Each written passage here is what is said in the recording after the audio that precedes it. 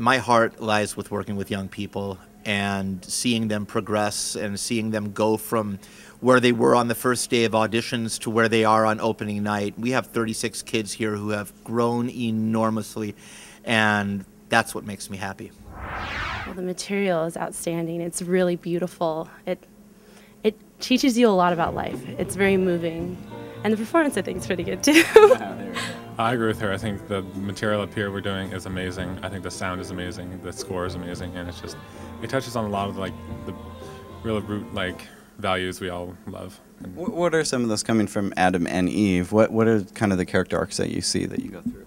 Oh, there's the questioning and then the disobedience and the rebellion. And it's just, we learn what it feels like to be the father. We go from this child to the adult to the parent, and you feel and you see everything from all these different angles, and it's empathetic. You could feel empathy for people. You know, you have the whole aspect of families reconciling, and you know, every parent will relate to the fact that Adam and Eve grow up, become teenagers, and become rowdy, and then eventually, you know, there's the whole part of it where father kind of outcasts them, but then in the end, they apologize, are sorry, and are reconciled.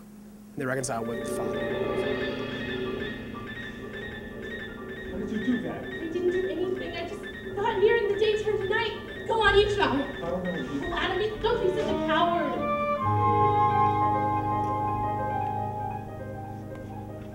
Oh, yeah, I have a number called Ain't It Good, and it occurs right after, I guess, the flood stops. And it's just sort of like a celebration so that the whole cast realizes like the rain has stopped and now we can finally go on dry land. So it's kind of a celebration gospel number. Stephen Schwartz is an amazing composer, and there's rock songs, there's calypso, there's gospel, and it's just very fun music. And how long have you been involved in theater? I got my start in 6th grade. I went to Dodson, which is a couple minutes away, so I got started right around 6th grade.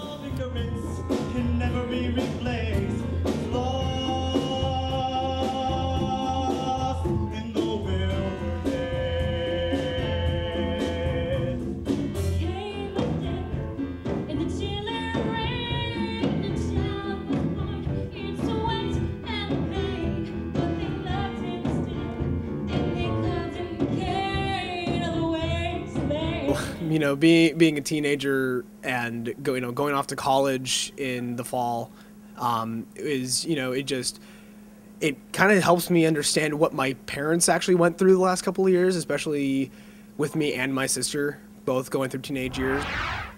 This is only my second with this company, but I've done, since I was 7, I don't know, 20, 30 shows. I don't really know.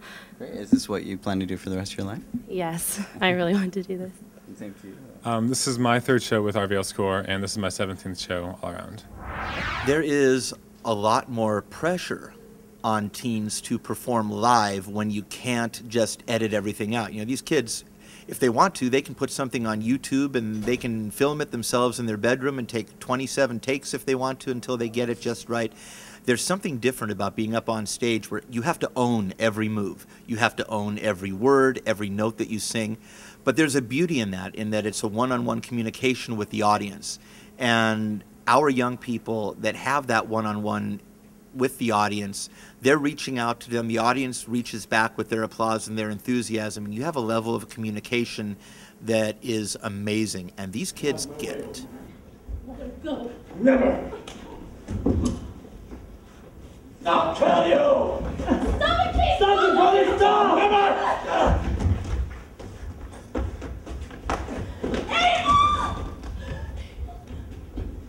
Oh yeah, I'm going to USC, the University of Southern California, in the fall. What will you be majoring in? I'm majoring in health promotion and disease prevention because I'm pre-med, but I'm also minoring in musical theater. Well, I'll be going to Cal State Fullerton in the fall. I will be studying theater. I'll be a theater arts major.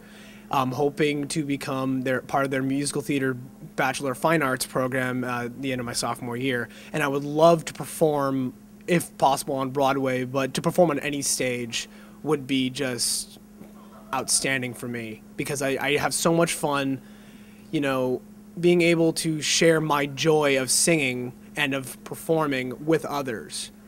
Because whenever I'm on stage, it's like when I first got on stage, I found a new home. I'm going to a school called PCPA. It's the Pacific Conservatory for the Performing Arts. Right. Great. Congratulations. And I'm actually have another year of high school to finish up, and then I'm gonna do a production of Fiddler on the Roof this winter.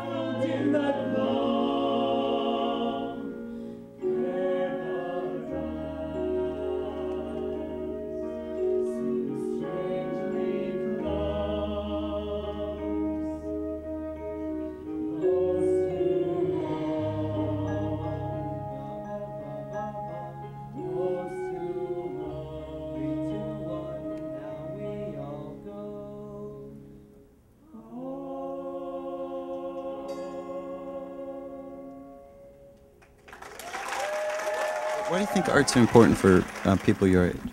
I think aside from, the books and learning in class, I think it really takes your education to the next level when you're able to focus on another hobby, especially something like musical theater, which it challenges you as a performer, but it also challenges your teamwork, because when you're on stage with your cast is your team, and you know that you can't let them down, and you also have to make it cohesive. So it's just really an all-around great thing to be involved in. Really just support the arts in your schools and just support art in general, because it's great.